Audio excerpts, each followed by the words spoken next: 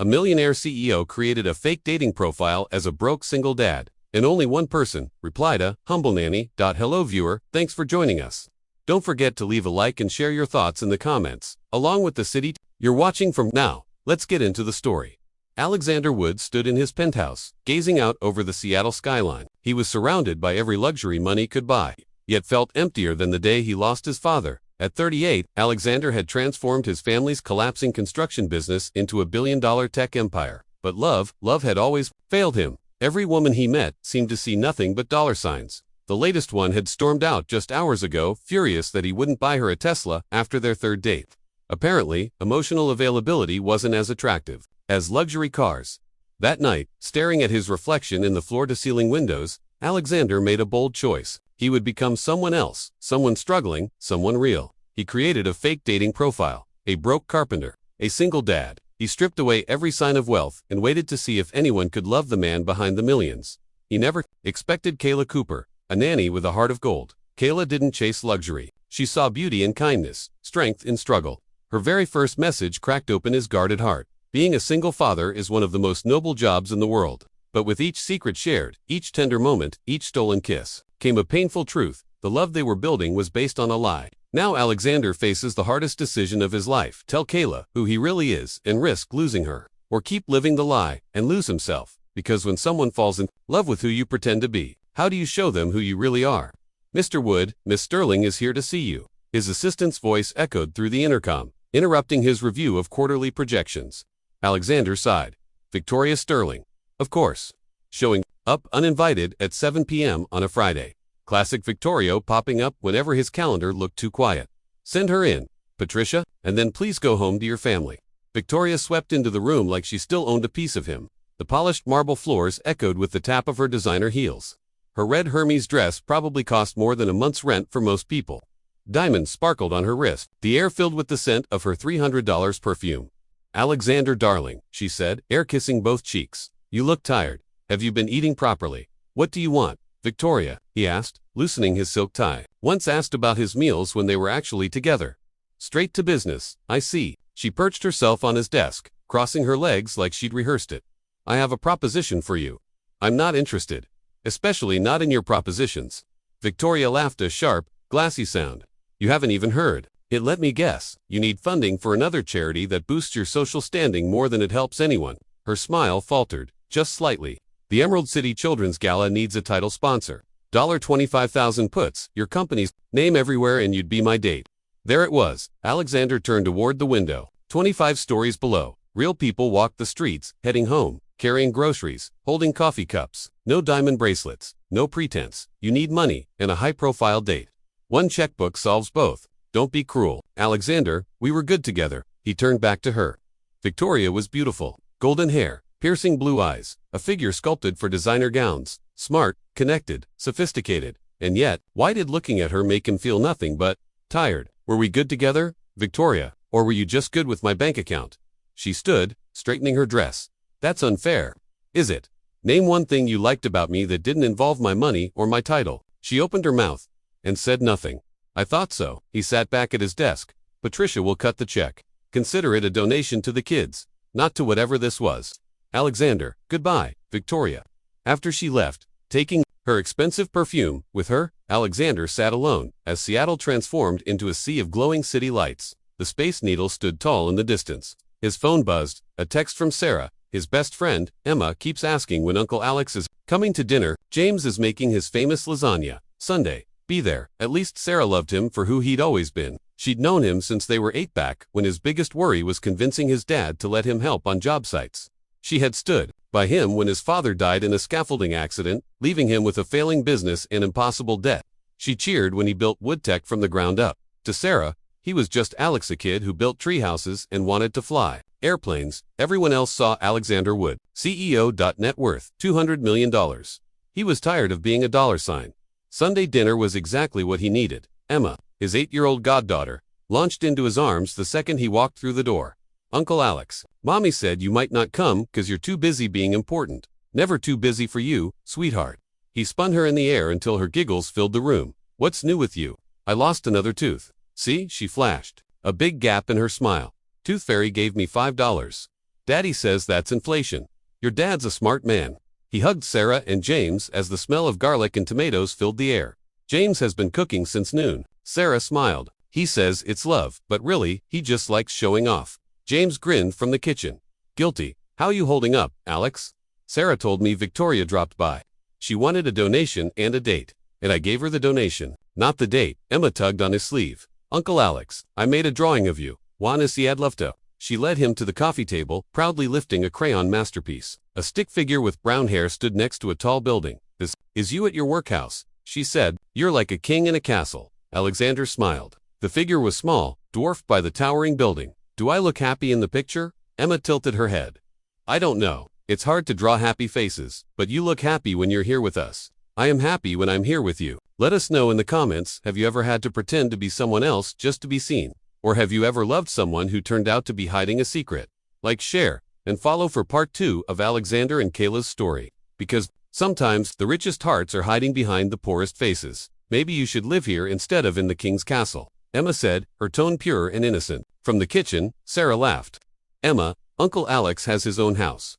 But it's too big for just him, Emma insisted, with the kind of logic only a child can offer. He could sleep on my bunk bed. I'd take the bottom. Later that night, while Emma finished her homework and James graded papers at the dining table, Alexander helped Sarah load the dishwasher. She's got a point, you know, Sarah said softly. That house is way too big for one person. You suggesting I move in with an 8-year-old? He teased. I'm suggesting it might be time to find someone to share it with. Someone real. Alexander handed her a plate to rinse. Every woman I meet wants to share my wealth, not my life. Then maybe you're meeting the wrong women. And where exactly do I meet the right ones? They're not lining up at charity galas to talk about childhood dreams and favorite books. Sarah turned off the water, leaned against the counter, and thought for a moment. James's sister met her husband on a dating app. She liked that they got to know each other's hearts before talking cars or careers. He chuckled. My profile would attract the same women I've been trying to avoid. Only if you tell them who you really are, she said. Alexander paused, staring at her. What are you suggesting? I'm not suggesting anything, she said with a shrug. But maybe it's not the person you are, it's the packaging. That night, Alexander sat in his penthouse office, staring at a blank laptop screen. Sarah's words echoed in his mind. Different packaging. What if he could be someone else online? Not Alexander Wood, the CEO, but just Alex. Alex Miller, a regular guy, with a regular job. In regular problems, he opened a dating app and started creating a profile. Name Alex Miller, age 38. Occupation, carpenter. It made sense. His father had been one. He'd grown up on construction sites, learned the tools, knew the language. But he needed photos.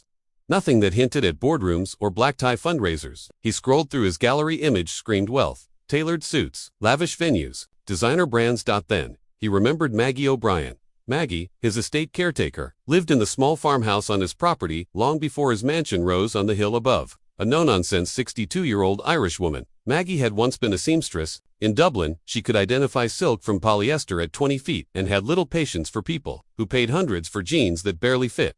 Her nephew, Shaw, worked construction and often left spare clothes at her place. The next morning, Alexander knocked on Maggie's door with what even he thought was a borderline crazy idea. You want to borrow Shaw's work clothes? Maggie raised an eyebrow. For what, exactly? I want to take photos for a dating profile, he admitted. And your own clothes won't do because they look expensive. I want to look regular. Maggie poured him a cup of tea in a chipped mug that somehow felt more grounding than anything in his penthouse. So let me get this straight, she said, settling in. You want to pretend to be poor, to attract women. I want to meet someone who likes me for who I am, not what I have. And who are you? Then Alexander hesitated. I don't know anymore. Maggie studied him closely, the way only a woman who's lived through heartbreak can. You're a good man who's lost his way. Your father would be proud of what you built, but he'd worry about who you became while building it. She nodded toward the staircase. Shaw's clothes are in the closet upstairs. But before you go pretending to be someone else, you better figure out who you really are underneath all that silk. An hour later, Alexander looked in Maggie's mirror and barely recognized himself. Faded jeans, a worn flannel shirt, scuffed boots. He looked like someone who worked with his hands, not his money. You looked like your father, Maggie whispered. Before the neckties and contracts, do I look believable? He asked. You look honest. Whether people believe that, that's on you. Maggie snapped some photos of him pretending to fix her fence and lounging on the porch with a mug of tea. In every shot, he looked more relaxed, more human, than in any corporate headshot he'd ever taken.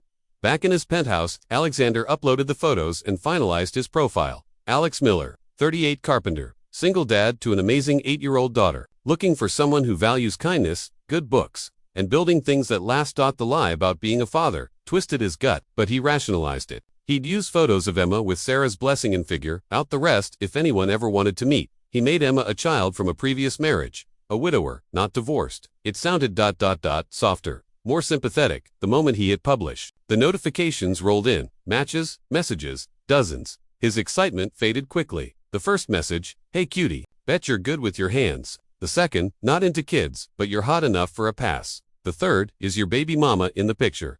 I don't do drama. By the end of the week, 37 matches, 42 messages. Only 3 mentioned Emma positively. None asked about him. The dates were worse. One woman asked about his car before saying a word about his interests. Another droned on about her Instagram following. The most promising date, Melissa, lit up their chats, but went cold in person. When she saw him in borrowed clothes, her smile flickered. She left halfway through dinner for an emergency call. He paid for both meals. Alone. By the second week, Alexander was ready to quit. His phone buzzed as he hovered over delete.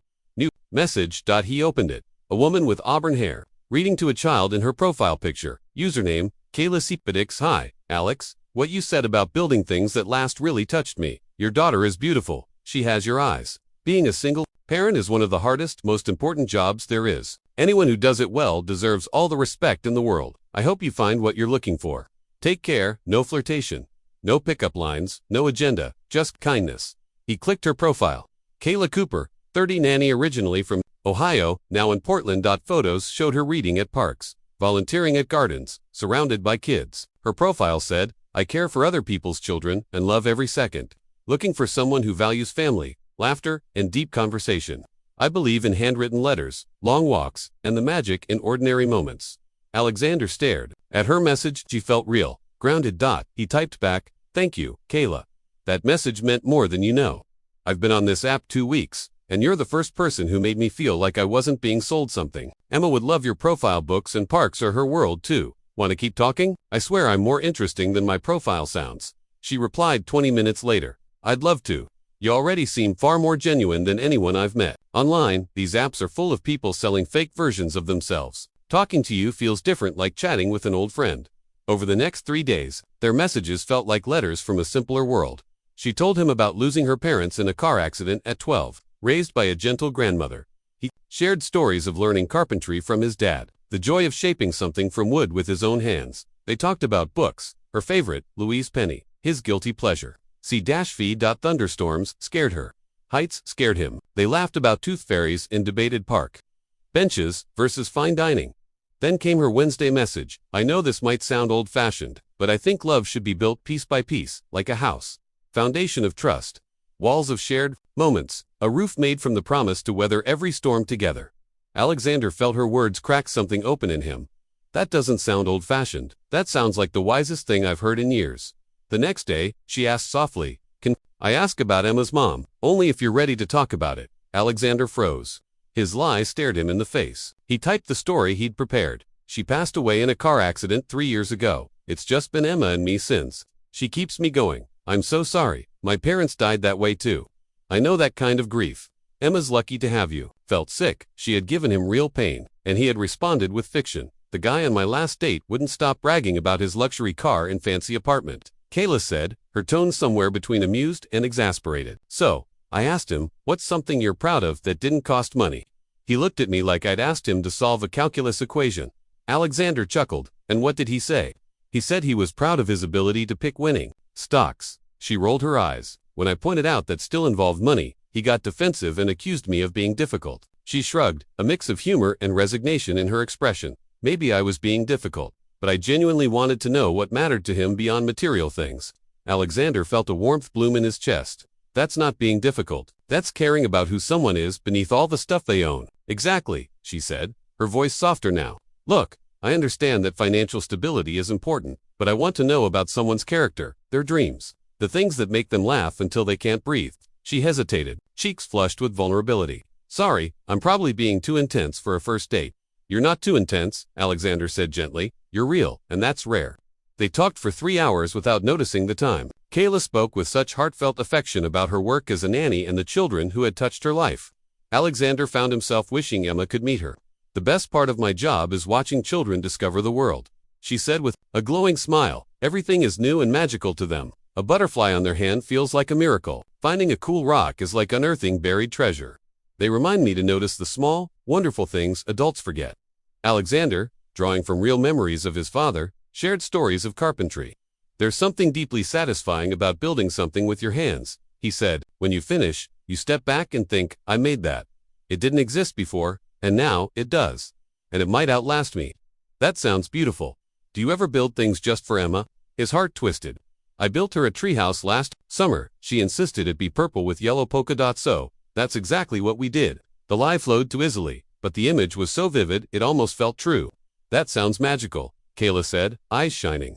She must love having a dad who can build her dreams. "Some days, I feel like I have no idea what I'm doing. I just try to love her and hope that's enough." She reached across the table and gently touched his hand.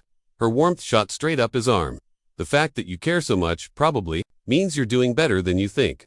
Alexander stared at their joined hands, stunned by how natural it felt. "What about you?" he asked. "Do you want kids someday?" "Definitely," Kayla said, her voice full of quiet certainty. "I adore my job, but I want my own family. Not just children and actual partnership. A life we build together." She looked away, slightly embarrassed. "That probably sounds old-fashioned." "It doesn't," he said softly. "It sounds like you know what truly matters." She smiled. "What about you? Do you want more kids?" The question hit him like a wave. He had never seriously thought about it. His world had always been too busy, too focused. But with Kayla sitting across from him, the idea didn't seem so far. "I think I would like that," he said honestly. Emma would love siblings. As the afternoon turned into evening, neither wanted to say goodbye. "I should let you go," Kayla said reluctantly, glancing at her phone. "I've had such a good time, I forgot to check the time. This has been the best afternoon I've had in months," Alexander replied. "Would you want to do this again soon?" "I'd love to, but next time, maybe with Emma, if she'd be comfortable." Alexander's stomach dropped. He forced a smile. Might be possible. Let me talk to her about it." "Of course," she said warmly. "I understand. Kids come first." "You're not like anyone I've ever met," he said. "You're not like anyone I've ever met either." Outside, Alexander hesitated. Should he hug her, shake her hand, kiss her cheek? Kayla solved it with a soft hug that smelled like vanilla and something he couldn't name but never wanted to forget. "Thank you for a wonderful afternoon," she whispered. "Text me when you get home." "Okay, I will. Thank you for giving me a chance." He watched her drive away in a well-used Honda, standing on the sidewalk long after her taillights disappeared. For the first time in his adult life, Alexander Wood was falling in love.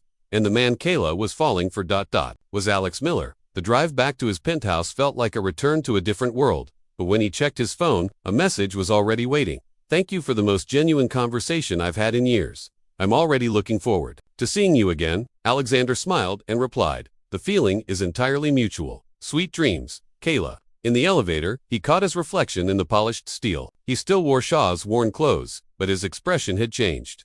For the first time in years, he looked truly happy now. He just had to figure out how to keep living a lie without losing the most real thing that had ever happened to him. Alexander immediately regretted mentioning his goddaughter. Every time he referred to Emma as his own, it felt like he was digging his relationship with Kayla deeper into a grave of lies. "She sounds like a poet," Kayla said, smiling softly. "I can't wait to meet her." About that, Alexander stopped walking and shoved his hands into his pockets. "I talked to her about you. She's excited to meet you, bet. I want to make sure you're comfortable with how we go about it." "What do you mean?" "She's going to have questions about who you are, why you matter to me. I want to be honest with her, but I also don't want her to feel like she needs to approve of who I date. That kind of pressure's not fair to a kid." Kayla nodded thoughtfully. "Children should never feel responsible for their parents' happiness. What if we just start out as friends in front of her? No pressure, no expectations, just three people getting to know each other." "That sounds perfect." "Good," she said, digging into her purse. "Because I brought something for her." She handed him a small wrapped package.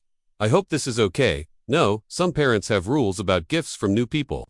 "What is it, a book?" "The Wild Robot" by Peter Brown. It's about a robot stranded on an island, learning to survive by helping animals. I've read it with so many kids I've cared for. It's one of my favorites. Alexander took the package, feeling the weight of her kindness hit him harder than expected. "She love it." "Thank you. You don't have to thank me," Kayla said with a shrug. "There's something magical about watching a child discover a story that speaks to them." As they continued walking, Alexander found himself studying her in the golden light.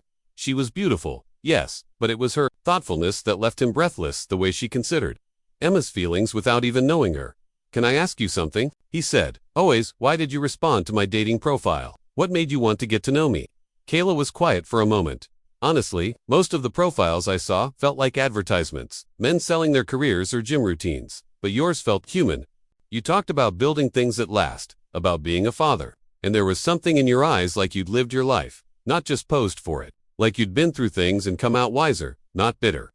She looked at him sideways and grinned. "Also, you didn't include any photos of yourself holding a fish or standing in front of a sports car, which puts you in the top 5% of profiles." Alexander laughed, though guilt twisted in his stomach. "The bar's that low, you'd be surprised. I once saw a profile that was just pictures of a guy's wrist wearing different expensive watches. No face, just timepieces. Points for consistency, points for making it clear he wanted someone to admire his collection, not his character." They reached the rose garden. The air was sweet with the scent of the last blooms of summer. Kayla stopped to inhale the fragrance of a soft pink rose. Closing her eyes, "I used to think my grandmother's garden was the most beautiful place in the world," she said. "She had roses like this. I'd sit with her in the evenings, helping clip the old blooms while she told stories." "What kind of stories? Stories about falling in love with my grandfather? About moving to America with nothing but hope and a suitcase? About building a home from scratch?" She opened her eyes and looked at him. "She used to say that home wasn't a place, it was a feeling you got with the right people." Sounds like a wise woman. She taught me that kindness is more beautiful than looks, and that a man who's good with kids and animals is worth more than one who's just good with money. Alexander felt the words hit him like a punch. What if someone's good with money, and also good with kids and animals? Then I'd wonder why he felt the need to lead with the money instead of what really matters. They walked back to their cars in a peaceful silence, but Alexander's mind was spiraling. Everything Kayla said made it clear she had fallen for Alex Miller because of his modest life, not in spite of it, which meant Alexander Wood, with all his wealth, was the exact kind of man she didn't want. Kayla's voice pulled him out of his thoughts. "You seem far away. Everything okay?" He nodded slowly. "Just thinking about what you said, about your grandmother. She would have liked you," Kayla said softly. She had a soft spot for men who worked with their hands and put family first. Alexander swallowed hard. "I hope I'd have been worthy of her good opinion." "You are," Kayla said, reaching for his hand. "You're a good man, Alex Miller. Don't let anyone tell you otherwise." That night, as Alexander drove back to his cold, polished penthouse, her words echoed in his head. "You're a good man, Alex Miller." But Alex Miller was just a story, and Alexander Wood was starting to fear he wasn't a good man at all. "You didn't trust her enough to tell her yourself." Alexander stared at his 8-year-old goddaughter, stunned by how wise she sounded. "When did you get so smart?" "I've always been smart. You just don't usually ask me about grown-up stuff." "You're right," he said with a small smile. "I should tell her the truth." "Good, because I like Kayla, and I want her to like the real you too." That evening, Alexander sat alone in his penthouse office, staring at his phone. He tried writing a message to Kayla, something that would start an honest conversation, but every draft felt wrong, too casual, too dramatic. None of them explained the depth of what he had hidden from her. Finally, he typed something simple. "Can we talk tomorrow? There's something I need to share with you." Her reply came quickly. "Of course, is everything okay? It will be. I just want to be completely honest with you about a few things. I appreciate honesty. Should I be worried?" Alexander stared at the screen before replying. "I hope not, but I'll understand if you are. Whatever happens, we'll face it together." Her response was comforting and terrifying. She believed they could face anything, but she didn't know what she was about to face. That night, Alexander didn't sleep. He rehearsed his confession over and over. Every version ended with her walking away. By morning, he had convinced himself that telling her the truth would mean losing the best thing that had ever happened to him, which was exactly why he had to do it. Sunday evening, they met by the river as the sun set over the Willamette. Alexander had picked the place intentionally open, quiet, peaceful. "You seem nervous," Kayla said as they sat on a bench facing the water. "Whatever it is, it can't be that bad." Alexander took a breath. "What if it is? Then we'll deal with it together." She reached out and took his hand. "Are you having second thoughts about us?" "No, I'm having first thoughts. About being fully honest with you." "What do you mean?" "There are things about me I haven't told you. Big things. Things that might change how you see me." She turned to face him fully. "Like what?" "Things about my job, my life, who I really am, underneath the person you think you know." "Alex, you're scaring me. Are you married? Are you in trouble?" "No, nothing like that. It's just complicated." "Then just tell me. We can handle it." He looked into her eyes, his courage shaking. How could he tell her that the man she had fallen for, the humble single dad, was a lie? That he was actually one of the wealthiest men in the city? He started, but stopped, his throat tight. Alex, please, talk to me. What if I told you I haven't been honest about what I do? What do you mean? What if I told you I do more than carpentry? That I'm not exactly struggling financially like you think I am? She paused. Are you saying you have more money than you've let on? Something like that. How much more? His heart pounded. A lot more. Are you wealthy? By most people's standards, yes. She pulled her hand from his and stood up. How wealthy? Very. She stared at him in stunned silence. Then her expression shifted from confusion to hurt, to betrayal. So when you said you struggled to make ends meet, shopped at thrift stores, couldn't afford expensive dates, all of that was a lie. Not a lie. More like a simplification. A simplification. Her voice cracked. Alex, I told you I admired you because you valued people over wealth. Because you found joy in the simple things. I told you how my grandmother warned me about men who lead with money instead of character. And you've been lying this entire time. I wasn't lying about who I am on the inside. I wasn't lying about valuing family or simple joys. That part was real. But the part about being a broke carpenter wasn't. The part about struggling financially wasn't. You don't know what it's like to worry about money, and yet, you let me think you did. Alexander stood, reaching for her hand, but she stepped back. Kayla, please, let me explain. Explain what? That you thought I was too shallow to love a rich man. So? Created a fake persona just to test me. That's not what happened. Then what did happen? Because from where I'm standing, it looks like you built our entire relationship on a lie. I let you fall in love with the parts of me that were real, the parts that mattered, the parts that mattered. She repeated, her voice rising with disbelief. Alex, how am I supposed to know which parts were real and which were just part of a performance? You can trust that the way I feel about you is real. Everything I've said about loving you, about building a life with you, all of that is true. But you said it as someone else, she whispered. As Alex Miller, the single dad who builds furniture. Not as whoever you really are. I'm still the same person. Are you? She asked, shaking her head. Because the man I fell in love with was honest. The man I loved wouldn't lie to someone he claimed to care about. I do care. I love you. You love me, but you didn't trust me. You love me, but you assumed I'd leave if I knew the truth. You decided I couldn't handle it. You decided I wasn't worthy of the real you. That's not. Yes, it is. You thought I was just like all the other women who only cared about your money. So you never gave me the chance to prove you wrong. Alexander opened his mouth, but nothing came out. Because she was right. I'm sorry, he said softly. I'm sure you are. But that doesn't change the fact that what we had wasn't real. You let me fall in love with a man who doesn't exist. I exist. That man exists, does he? Because Alex Miller doesn't, and I don't know who Alexander. What's your real last name? Wood Alexander Wood. I don't know who Alexander Wood is, and clearly, neither do you. Or you wouldn't have felt the need to invent someone else just to be lovable. Kayla turned and started walking toward the parking lot. Alexander followed her. Where does this leave us? I don't know, she said. I need time to think about whether there's even an us left. Please don't let my mistake destroy everything we built. What we built was beautiful, but it wasn't real, and I don't know if it can ever be real when it started with a lie. What if I told you everything? Answered every question.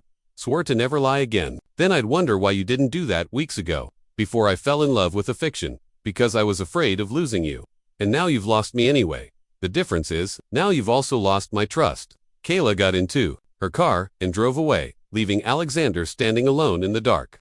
He had finally told her the truth, just like Emma had encouraged, and it had shattered everything, exactly as he feared. 2 weeks passed. He sent one text the next day. I understand you need time. I'm here when you're ready to talk. She didn't reply. He buried himself in work. 16-hour days. Non-stop. Meetings, new deals, anything to avoid the look in Kayla's eyes when she realized how deeply he had betrayed her. But not even the busiest schedule could distract him from the truth. He had destroyed the one thing that made him feel truly alive. Maybe this is your chance to figure out who you really are beneath all the wealth, the success, and the expectations. After he ended the call with Sarah, Alexander wandered through his penthouse, really seeing it for the first time in years. The expensive artwork hung on the walls, not because he loved it, but because a decorator told him it was a smart investment. The furniture was chosen for prestige, not comfort. His state-of-the-art kitchen, barely used, he mostly ate out or ordered in. None of it felt like him. His home was a showroom, built to impress people he didn't even like. It maintained an image that had never truly fit.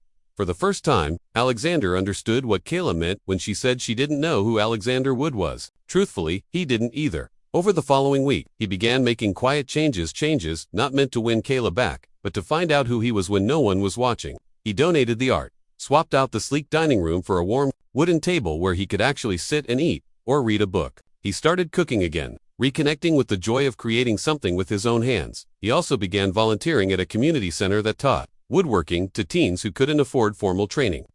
It was the first time in years he'd touched tool skills his father had once taught him, and for the first time in a long while, he felt useful not for his net worth, but for what he could do. But more than anything, he started the slow process of becoming someone worthy of Kayla's trust, even if he never got the chance to show her, trying to impress me with money or connections, or anything other than your actual personality, done. And if at any point I feel like you are performing instead of being authentic, I'm going to call you on it. I would expect nothing less, and we take it slow, really slow, because I am still learning to too, and that is not something that can be rushed. As slow as you need. Okay then. Alexander would you like to take Kayla Cooper to dinner sometime? I would like that more than anything. Good, because I think it is time we got properly introduced. 6 weeks later, Alexander was nervous in a way he had not been since he was 16, and asking Sarah's friend Michelle to the homecoming dance. He stood outside Kayla's apartment building holding a small bouquet of daisies and trying to remember how to breathe. Tonight, waist-higher 5th official date, and the first time Kayla had invited him to her apartment for dinner since the night Hayhad cooked pasta and almost kissed her before his guilt sent him running. Everything was different now. He was different. She was different. Their relationship was built on truth instead of fiction. And while that made everything more complicated, it also made it infinitely more real. When Kayla opened her door, Alexander felt his heart do the same thing it had done the first time he saw her. It recognized home. "Hi," she said, smiling the kind-off smile that reached her eyes. "Hi yourself. These are for you." He handed her the daisies, which had become their tradition. "They are perfect. Come in." Her apartment looked exactly the same, but Alexander felt like he was seeing it through new eyes. As himself, instead, you effaced the character he had been playing. "I made that marinara sauce," Kayla said, leading him toward the kitchen. "The real recipe, not the one your fictional grandmother supposedly taught you. How did you get the real recipe?" "I called your office and asked Patricia if she knew how to make your favorite pasta. She gave me the number for Maggie O'Brien, who was more than happy to share the recipe that you perfected during your lonely bachelor years." Alexander laughed. "I should have known Maggie would give you all my secrets. She likes me. She also told me that you have been driving out to see her every Sunday for the past 2 months, helping her with projects around her house. She needs help with things and I like working with my hands. She says you're trying to figure out how to be the man your father raised you to be instead of the man you thought you had to become. Maggie has opinions about everything. Are her opinions accurate?" Alexander considered the question. "Seriously, I think so. I think I spent so many years focused on building a successful business that I forgot to build a life worth living. And now I am trying to remember what matters to me when no one is watching." They cooked together, and Alexander marveled at how natural it felt to move around her small kitchen, to hand her ingredients and taste thesos, and argue about whether the pasta was al dente or needed another minute. "This feels different," Kayla said as they sat down to eat. "Different how? Less like a performance and more like real life. Is that good or bad?" "It is good. It is very good." After dinner, they sat on her couch with glasses of wine, and Alexander found himself studying her face in the lamplight. "What are you thinking about?" she asked. "I am thinking about how much I miss this. Not just being with you, but being with someone I could be completely honest with." Was it hard maintaining the Alex Miller persona? Exhausting. I had to remember which stories I had told, which details I had shared, which version of myself I was supposed to be at any given moment. I cannot imagine living like that. I hope he'll never have to. It was the loneliest thing I have ever experienced. Being loved for someone I was not. Are you still lonely? Alexander considered the question. No, even when we were not speaking, I wasn't lonely the way I used to be, because I finally knew who I was again, and who is that. I am someone who would rather build something beautiful than buy something expensive. I am someone who values kindness over status and authenticity over perfection. I am Simeon, who wants to use his resources to help people instead of just accumulating more resources. Those sound like Alex Miller's values. They are my values. They always wear underneath all the noise and expectations and social pressure to be someone more impressive. So, Alex Miller was not entirely fictional. Alex Miller was who I used to be, and who I want to be again. The fiction was not his personality, it was his circumstances. Kayla set down her wine glass and turned to face him fully. Alexander, can I tell you something? Anything. I have been afraid to admit this, even to myself, but I think I am falling in love with you. The real you. Not the simplified version or the idealized version, but the complicated, imperfect, real person. Sitting on my couch, Alexander felt something in his chest that he had not felt since the night Victoria destroyed everything. Pure, uncomplicated joy. I love you too, he said. I have loved you since the first message you sent, and I love you more now that I can love you honestly, even though it is more complicated now. Especially because it is more complicated now. Real love is not simple, and anyone who tells you otherwise isolating something. Kayla laughed. Is that your professional opinion, as someone who has tried both fake and real relationships? That is, my professional opinion, as someone who almost lost the most important thing in his life because he was too scared to trust it with the truth. Are you still scared? Terrified, but not of you rejecting me for who I am. No, I am scared of not being worthy of the love you are offering. And what would make you worthy? Being the kind of man you could build a life with. Being someone who chooses honesty even when it is difficult, who chooses kindness even when it is inconvenient, who chooses you even when there are easier options. Alexander Wood, are you asking me to build a life with you? I am asking you to consider the possibility someday, when you are ready, when we both know that what we have is strong enough to last. And what would that life look like? I do not know. But I know. It would be honest. I know it would be built on who we actually are, instead of who we think we should be. And I know it would be the most real thing I have ever been part of. Kayla leaned forward and kissed him softly, and Alexander felt like he was finally truly home. I love you, Alexander Wood, she whispered against his lips. I love you, too, Kayla Cooper. All of you, exactly as you are. Even the part of me that fell for an elaborate deception, especially that part, because that part saw something worth loving in someone who had forgotten how to love himself. And now I remember. 1 year later, Alexander and Kayla stood in the same park where they had shared their first date as Alex Miller and Kayla Cooper, and where they had later struggled through the painful process of rebuilding trust as Alexander Wood and Kayla Cooper. Today, they were there, as themselves, two people who had learned that love was not about finding someone perfect, but about finding someone whose imperfections complemented your own and was growth you wanted to be part of for the rest of your life. Are you nervous? Kayla asked, adjusting the simple white dress she had chosen for their wedding ceremony. Terrified, Alexander admitted, but not about marrying you. About whether I deserve this happiness. We have been through this. You do not marry someone because you deserve them. You marry some weenbeckus. You choose each other every day, and because you cannot imagine building a life with anyone else, even when that someone is a former liar with trust issues and a complicated relevance with money. Especially then, because that someone learned how to be honest even when it was terrifying, and how to value the right things even when it meant changing his entire life. Sarah approached them with Emma, who was carrying a basket of flower petals and wearing a dress that she had chosen specifically because it had pockets. Are you ready? Sarah asked, giving Alexander a hug that conveyed years of friendship and unconditional support. I have been ready for this my entire life, Alexander said. I just did not know what I was getting ready for. Uncle Alex, Emma said, tugging on his jacket. Are ya going to be happy now? I am already happy, sweetheart. This just makes it official good, because Kayla makes you smile the way you used to smile when you built tree houses with me. Alexander crouched down to Emma's level. You know what? She does.